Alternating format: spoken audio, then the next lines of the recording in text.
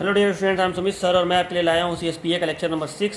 तो देखिए सीएसपीए के पिछले वीडियो लेक्चर्स में हम लोग time domain response first order system का भी पहले का पढ़ चुके हैं और सेकंड ऑर्डर सिस्टम का तो कंप्लीट हो ही गया। ठीक है, चलिए अब देखिए, अब आपका नया जो हेडिंग है वो है time domain parameters of first order system. देखिए ये जो हेडिंग है टाइम डोमेन पैरामीटर्स, ये आपको फर्स्ट ऑर्डर के लिए भी पढ़ना है और सेकंड ऑर्डर के लिए भी पढ़ना है। ठीक है, तो आज के इस लेक्चर में मैं आपको फर्स्ट ऑर्डर सिस्टम का बताऊंगा टाइम डोमेन पैरामीटर्स। ठीक है, ये टाइम डोमेन पैरामीटर्स है क्या? तो देखिए टाइम डोमेन पैरामीटर्स जो है फर्स्ट ऑर्डर सिस्टम का तीन तरह का होता है। एक होता है जिसको हम लोग कहते हैं राइज टाइम, एक होता है जिसको कहते हैं सबसे पहले डीले टाइम। क्या होता है? Delay time. फिर होता है राइज टाइम और फिर होता है सेटलिंग टाइम। ये तीन प्रकार के टाइम डोमेन पैरामीटर होते हैं। किसके लिए? फर्स्ट ऑर्डर सिस्टम के लिए। ये फर्स्ट ऑर्डर सिस्टम के लिए होता है डीले टाइम, राइज टाइम और सेटलिंग टाइम।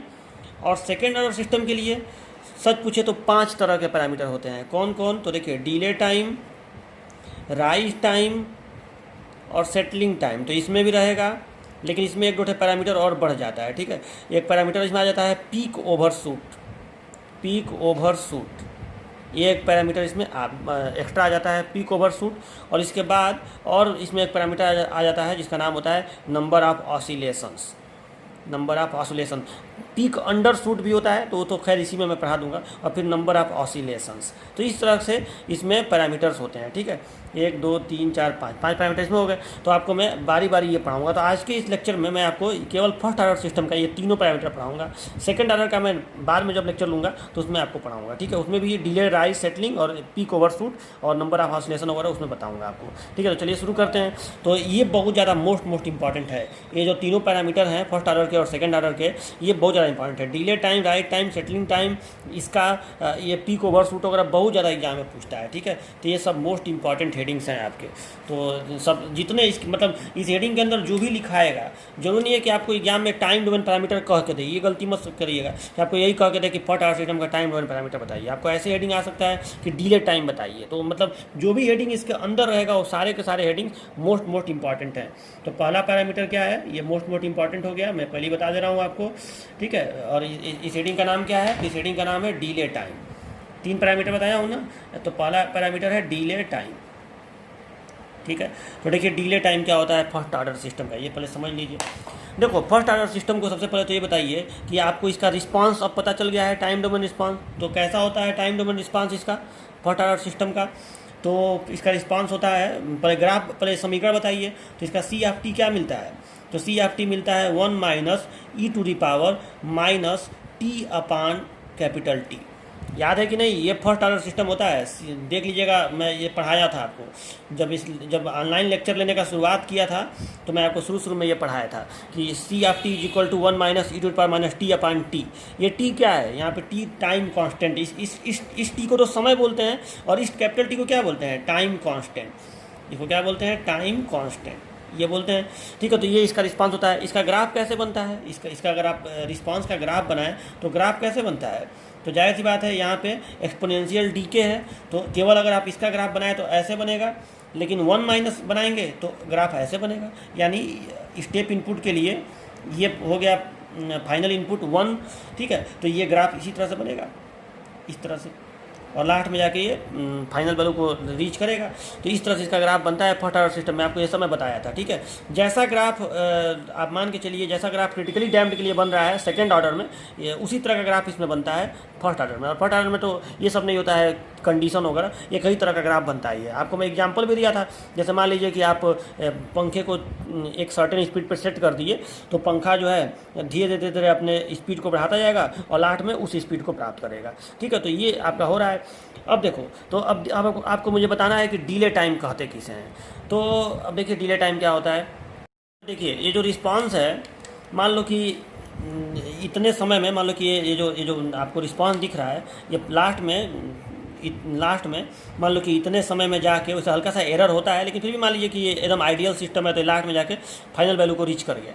ठीक है, तो इतने समय में मान लो ये फाइनल वैल्यू को रीच किया, मतलब इतने समय में, यहाँ देखो यहाँ पे जो समय दिखा रहा हूँ ये समय है और ये सी ऑफ टी है। ठीक है, ये आउटपुट है रिस्पांस और ये समय है। तो मान लो कि इतने समय में, अगर ये इतने समय में ये 1 को प्राप्त किया है, मतलब फाइनल वैल्यू को, तो जितने समय में कोई भी किसी भी सिस्टम का रिस्पांस जितने समय में 50% फाइनल वैल्यू के 50% मान को प्राप्त कर लेता है, उसे हम लोग कहते हैं डिले टाइम। मतलब ये जो रिस्पांस है ये 1 है, तो इसका 50%, यानी अगर आप उसको दशमलव में लिखें तो यहाँ पे 0.5 लिखाएगा कि नहीं। मान लो कि ये 100% रिस्पांस है तो ये 50% हो गया, लेकिन दशमलव में लिखेंगे तो 0.5 लिखाएगा, आधा, 1/2। तो मान लो कि इस रिस्पांस का आधा, जैसे मैं ये कहना चाहता हूँ कि मान लो कोई पंखा है, उसको आप सेट किए कि ये 4 नंबर की स्पीड से चलना चाहिए। 4 नंबर का मतलब हुआ मान लो 2000 RPM। तो 2000 RPM का स्पीड वो पकड़ेगा तो धीरे धीरे अपने स्पीड को बढ़ाता जाएगा। तो जितने समय में वो 1000 RPM मतलब अपने अंतिम मान का आधा, अपने अंतिम वैल्यू का आधा जितने समय में प्राप्त करेगा, मान लो कि ये इतने समय में प्राप्त किया, ठीक है, कितने समय में प्राप्त किया, ये देखिए, मान लो कि इतने समय में अपने मैक्सिमम वैल्यू का 50% प्राप्त किया, 50% प्राप्त किया, मैक्सिमम वैल्यू का 50% इतने समय में प्राप्त किया, तो इस समय को हम लोग कहेंगे डिले टाइम। यहाँ समय 0 है, तो ये जो आपको दिख रहा है ये इस चीज़ को हम लोग कहेंगे डिले टाइम, TD, मतलब यहाँ का कोऑर्डिनेट हो गया TD, ठीक है। तो ये आपका होता है डिले टाइम। बात समझ में आए ना। तो आप इसको चाहें तो ऐसे भी दिखा सकते हैं कि ये जो समय है ये कौन सा समय है, तो यही है डिले टाइम, TD। तो ये बात समझ में आ गई। तो अब आप अपने नोट्स में क्या करिएगा, हेडिंग डालिएगा, सबसे पहले डिले टाइम हेडिंग डाल के ये लिख के और ये ग्राफ तो बना लीजिएगा, और उसी में डिले टाइम आपको दिखाना है। फिर लिखेंगे क्या कि वह ऐसे लिखिएगा कि किसी सिस्टम के आउटपुट को अपने अधिकतम मान का 50% मान प्राप्त करने में जितना समय लगता है उसे डिले टाइम कहते हैं। फिर से एक बार सुन लीजिए, किसी सिस्टम के आउटपुट को अपने फाइनल वैल्यू का 50% मान प्राप्त करने में जो समय लगता है उसे डिले टाइम कहते हैं। लिख लेंगे ना। चलो, तो ये हो गया आपका 50% मान प्राप्त करने में जो समय लगा उसे डिले टाइम कहते हैं। अब आपको निकालना है कि TD का मान कितना होगा, इसको आपको सॉल्व करना है। तो चलिए इसको करते हैं हम लोग। तो अभी इसमें ये दिखा दीजिएगा TD ये है, ठीक है। यहाँ नीचे लिख दीजिएगा कि व्हाट इज TD को बोलते क्या है, तो इसको डिले टाइम बोलते हैं। नहीं भी लिखने चलेगा, यहीं ब्रैकेट में लिख दीजिए, यहीं ब्रैकेट में TD को से हम लोग प्रसिद्ध करते हैं डिले टाइम को। चलो, अब इसका मान निकालना है। तो कैसे इसका मान निकलेगा, देखिए। तो सबसे पहले आप लोग ये हो गया मेन इसका समीकरण। तो देखो, डिले टाइम के लिए रिस्पांस कितना आ रहा है, 0.5, रिस्पांस 0.5 आ रहा है। तो आप इसको लिख सकते हैं ना कि फॉर डिले टाइम या फॉर TD रिस्पांस कितना आ रहा है, यहाँ 0.5 आ रहा है। तो 0.5 बराबर 1 - e⁻, और ये t क्या बन जाएगा, तब TD बन जाएगा। तो -TD, और टाइम कांस्टेंट तो एक कांस्टेंट है, तो उसको तो आप वही लिखेंगे। समझ रहे नहीं बात को। इसके जब आप लिख दीजिए 0.5 1 - e⁻ -TD। अब TD बन जाएगा क्योंकि आप डिले टाइम के लिए निकाल रहे हैं, ठीक है। और बटे में कैपिटल T। अब आपको इसी TD का मान निकालना है। तो अब आप कैसे निकालेंगे, तो अब एक काम करिए कि इसको इधर भेज दीजिए। तो ये हो गया e⁻ -TD upon T is equal to, इसको इधर भेज दीजिए और इसको इधर भेज दीजिए। तो 1 - 0.5 हो गया। तो ये कितना हो गया, 0.5। चलो, अब क्या करिए कि आप लॉग ले लीजिए, लॉग। तो अगर आप लॉग लेंगे तो आपको पता है ना कि जब आप लॉग लेंगे तो क्या आएगा। तो देखिए, लॉग जब आप लेंगे तो ये आ जाएगा ना, log 0.5 base E is equal to -TD upon T। ये होगा कि नहीं बताइए, ये होगा कि नहीं। देखो, लॉग कैसे लिया जाता है, लॉग ऐसे लिया जाता है कि जो ये वैल्यू आती है, ठीक है, लॉग का उत्तर एक घात होता है, ठीक है। जो घात होता है वही मतलब लॉग निकालने के बाद का मान होता है। तो और लॉग इसका लेंगे आप जो, ठीक है। तो लॉग, और बेस को तो बेस ही रहने देंगे यहाँ पे। तो लॉग का ये बेस हो गया E, और अब इसको यहाँ लिख देंगे, और ये जो घात है वो उत्तर में मिलेगा। तो -TD अपॉन T, ये ऐसे लॉग लिया जाता है, ठीक है। ये सब आप छोटे क्लासों में पढ़े होंगे, ठीक है। अब इसका मान आप कैलकुलेटर से निकाल सकते हैं। लॉग 0.5 बेस E का मान आप कैलकुलेटर से निकाल सकते हैं। मैं निकाल के आपको दिखा भी दे रहा हूँ। देखिए, तो ये कैलकुलेटर से मैं निकाल दे रहा हूँ, ठीक है। लॉग कहाँ है, ये रहा लॉग, लेकिन ये 10 पे पावर वाला लॉग है ना, मुझे E पे पावर वाला चाहिए। हाँ, तो ये देखो, ये E पे पावर वाला होता है। जो ये IN लिखा है ना, ये E पे वाला होता है। तो ये लिख दीजिए आप, और उसके बाद ये हो गया 0.5, बस इज इक्वल टू करिए तो आया, ये माइनस में आया -693, ठीक है, -693, -0.693 आ रहा है, ठीक है। Is equal to -TD upon T, ठीक है। तो माइनस से माइनस कैंसिल हो गया। तो TD इज इक्वल टू आया, TD इज इक्वल टू कितना आया, तो 0.693 T, देखे आ गया ये, यानी आपको पता चल गया कि जो डिले टाइम है वो टाइम कांस्टेंट का, जो सिस्टम का टाइम कांस्टेंट होगा उस टाइम कांस्टेंट का 59.3% होगा।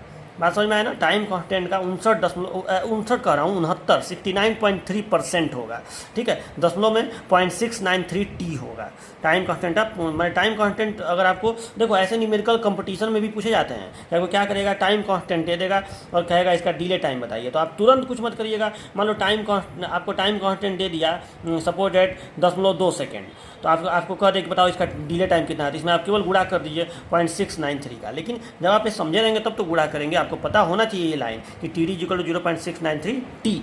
तो ये हो गया डिले टाइम, बस इतना ही आपको यहाँ पे लिख के ख़त्म कर देना है। चलिए दूसरा हेडिंग है आपका राइज टाइम। देखिए राइज टाइम क्या होता है ये भी समझ लीजिए। तो देखो राइज टाइम के लिए फिर से आप सिस्टम बनाइए। फर्स्ट ऑर्डर सिस्टम की बात हो रही है, ठीक है। तो फर्स्ट ऑर्डर सिस्टम आपको मालूम है कैसे होता है, ऐसे होता है, ठीक है। ये यहाँ पे सी ऑफ टी और यहाँ पे टाइम, ठीक है। ये फाइनल वैल्यू 1, ओके। और फिर यहाँ पे आप बनाएंगे रिस्पांस, तो रिस्पांस ऐसे बनता है, ठीक है, ऐसे। अब देखिए यहाँ पे ये होगा कि राइट टाइम ये होता है कि मान लो कि ये जो सिस्टम है इसका मान फाइनल वैल्यू का 10%, फाइनल वैल्यू का 10% कितने समय में पहुँच रहा है। तो फाइनल वैल्यू 1 है, 10% का मतलब क्या हुआ 0.1।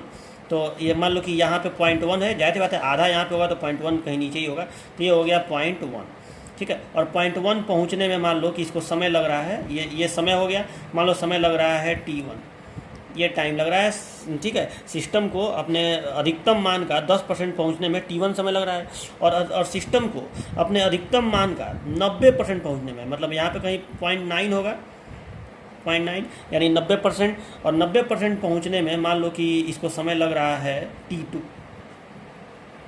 मान लो कि ये t2 समय इसको लग रहा है सिस्टम को, ठीक है। तो अगर आप इन दोनों समयों को घटा दें, ठीक है, मतलब अगर आप t2 में से t1 बड़े में से छोटा घटा दें, तो ये जो समय आएगा ना इसी को हम लोग कहेंगे राइज टाइम, ठीक है। मतलब यहाँ से यहाँ इतने देर में पहुँचा t1, यहाँ से यहाँ इतने देर में पहुँचा t2, इस समय में से ये समय घटा दे तो ये समय निकल जाएगा, और वही कहलाएगा आपका राइज टाइम।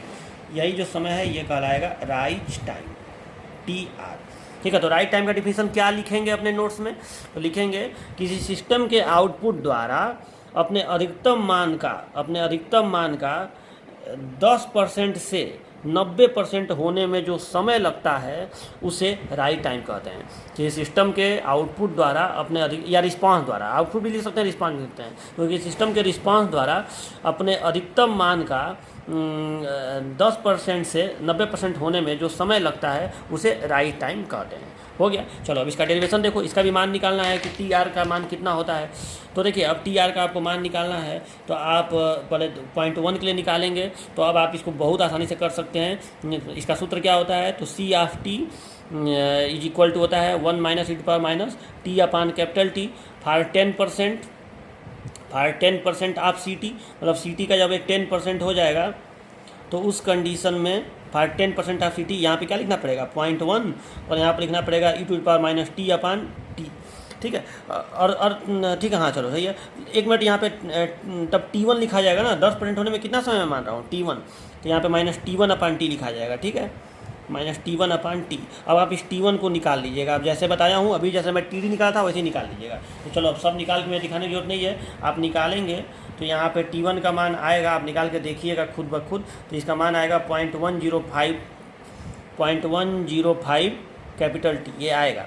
और देखिए for 90% of C of T, जब आप C ऑफ T का मैंने रिस्पांस का 90% निकालेंगे तो यहाँ पे आपको लिखना पड़ेगा 0.91 माइनस (e⁻t2 अपान T, ऐसे लिखना पड़ेगा। और जब आप इसको सॉल्व करिएगा तो T2 का मान आएगा 2.3025 T, करिएगा आ जाएगा। तो अब हो गया बस। अब इसके बाद राइट टाइम आप निकाल दीजिए, कोई इसमें बड़ी बात नहीं है, आप राइट टाइम निकाल दीजिए। इसलिए right time TR is equal to T2 minus T1, तो this implies TR is equal to 2.3025 T minus 0.105 T, और इसको जब आप सॉल्व करेंगे तो TR का मान आ जाएगा 2.2 T, चलो ये आ गया, यानी राइट टाइम हम लोग, राइट टाइम कितना होता है 0.2 राइट टाइम कितना होता है 2.2 टी। यानी अगर आपको टाइम कांस्टेंट दे तो केवल 2.2 का गुणा कर दीजिए। अगर टाइम कांस्टेंट दे और 0.693 का गुणा कर देंगे तो डिले टाइम निकल जाएगा, और 2.2 का गुणा कर देंगे तो राइट टाइम निकल जाएगा। तो ये आपको बात, ये चीज़ आपको याद रखना है फॉर कंपटीशन, ये चीज़ जरूर याद रखिएगा। चलिए, तो ये हो गया राइट टाइम, बस इतनी सी कहानी है इसमें राइट टाइम में। ओके, लास्ट है आपका फर्स्ट ऑर्डर सिस्टम का time domain parameter settling time. देखिए सेटलिंग टाइम क्या होता है, तो फिर से एक बार रिस्पांस बना लीजिए। किसका? फर्स्ट ऑर्डर सिस्टम का। सी ऑफ टी, यहाँ पे T final value 1। Step input के लिए रिस्पांस कैसे बनेगा? तो ऐसे बनेगा, ठीक है, ऐसे बनेगा। थोड़ा सा देखो, थोड़ा सा एरर होता है, देखिए, ठीक है ना, थोड़ा सा ऐसे लास्ट में एकदम टच नहीं कराया था, हल्का सा एरर होता है। जैसे आप मान लीजिए कि पंखे का स्पीड आपको पता है कि 4 नंबर पर आप चला रहे हैं तो 3 RPM से चलेगा, तो आप उसको 4 पे सेट कर दिए, लेकिन कुछ एरर की वजह से वो मान लो चल रहा है 2800 RPM से, तो हल्का सा मतलब फाइनल वैल्यू 2800 पे पहुँच गया, अब 2800 पे नाच रहा है, तो एरर भी होता है, ठीक है। आइडियल कंडीशन में ऐसा होगा कि वो फाइनल वैल्यू पर रीच कर जाएगा। चलो, तो अब देखो सेटलिंग टाइम क्या होता है। तो सेटलिंग टाइम ये होता है, देखो असली में सेटलिंग टाइम ये होता है कि कोई भी सिस्टम अपने फाइनल वैल्यू को जितने टाइम में रीच कर जाए, अपने फाइनल वैल्यू को जितने टाइम में रीच कर जाए, उसे हम लोग कहते हैं सेटलिंग टाइम, ठीक है। मतलब यहाँ से शुरू किया और अब अपने फाइनल वैल्यू को प्राप्त, मान लो कि फाइनल वैल्यू को, सपोज एक आइडियल सिस्टम ही है, तो मान लो फाइनल वैल्यू को यहाँ प्राप्त कर लिया, तो ये जो समय होगा यहाँ पे, ये कहलाएगा सेटलिंग टाइम, ठीक है। सेटल होना मतलब एकदम फिक्स है ना, एकदम अंतिम मान को प्राप्त कर लेना, तो ये होता है आपका सेटलिंग टाइम। लेकिन जनरली सिस्टम आइडियल कंडीशन में ना ऐसा होगा, रियलिटी में एरर होता है। तो मान लो कि यहाँ पे एरर है, सपोज डेट कि यहाँ पे 2% का एरर है। जनरली हम लोग 2% एरर के लिए ही करते हैं, तो इसको हम लोग कहते हैं एरर मार्जिन, 2% एरर मार्जिन या एरर बैंड, इसको 2% एरर मार्जिन या एरर बैंड कहते हैं, ठीक है।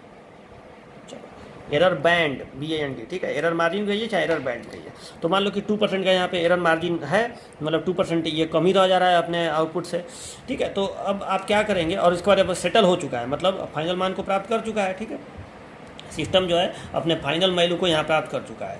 तो ये जो टाइम है, ये जो टाइम आपको दिख रहा है, यही टाइम कहलाएगा सेटलिंग टाइम, TS, ठीक है। यहाँ से यहाँ तक का जो समय है ये कहलाएगा सेटलिंग टाइम, TS। तो अब आप इस टाइम को कैसे निकालेंगे, ठीक है। वैसे देखो कई बार एग्जाम में ऐसे भी पूछते हैं सब कंपटीशन वगैरह में कि आप 2% एरर मार्जिन के लिए सेटलिंग टाइम बताइए। कई बार ऐसा होगा कि 5% एरर मार्जिन के लिए बताइए, एरर मार्जिन दिया रहेगा, ठीक है। तो जनरली अगर न दिया हो तो 2% मान के चला जाता है एरर मार्जिन, ठीक है।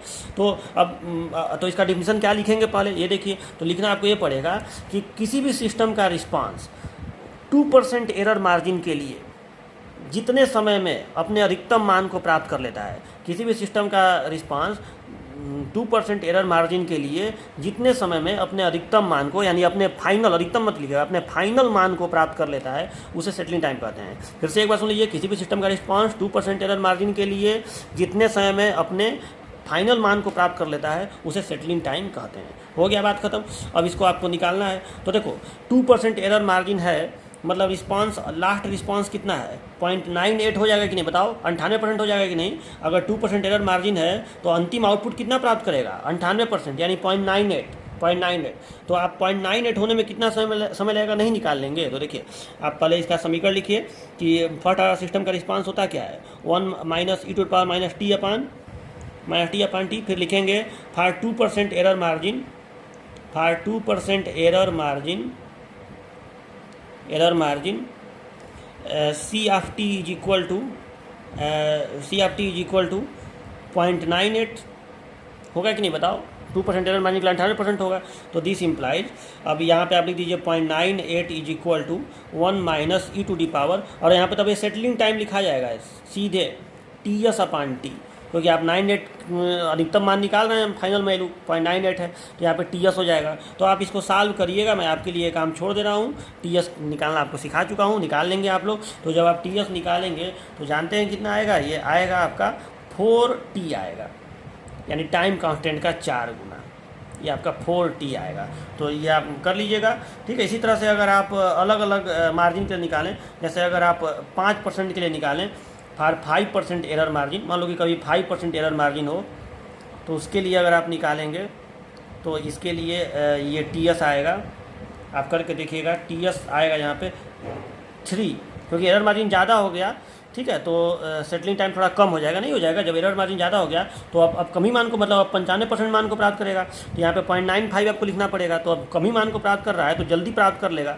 ठीक है। तो सेटलिंग टाइम कम होगा, तो TS इज इक्वल टू यहाँ पे हो जाएगा 3T, ठीक है। और अगर 0% एरर मार्जिन हो, मान लो कोई सिस्टम आइडियल हो, कि सच बात है कि अगर आइडियल हो, मान लो कि एकदम फाइनल मान को मैंने 1 को प्राप्त कर रहा है, तो फार 0% एरर मार्जिन, मतलब एकदम इस मान को प्राप्त कर रहा है, तो यहाँ पे आपको 1 रखना पड़ेगा, CFT के जगह पे 1 रखना पड़ेगा, और तब आप सॉल्व करेंगे तो तब जाहिर बात है ज़्यादा समय आएगा, समय ज़्यादा आएगा, जब फाइनल मान को प्राप्त करेगा तो समय ज़्यादा आएगा, तो यहाँ पे आएगा 5T, यानी टाइम कांस्टेंट का 5 गुना, यानी टाइम कांस्टेंट का 5 गुना समय में कोई भी सिस्टम 0% एरर मार्जिन के साथ फाइनल वैल्यू को रीच कर लेता है।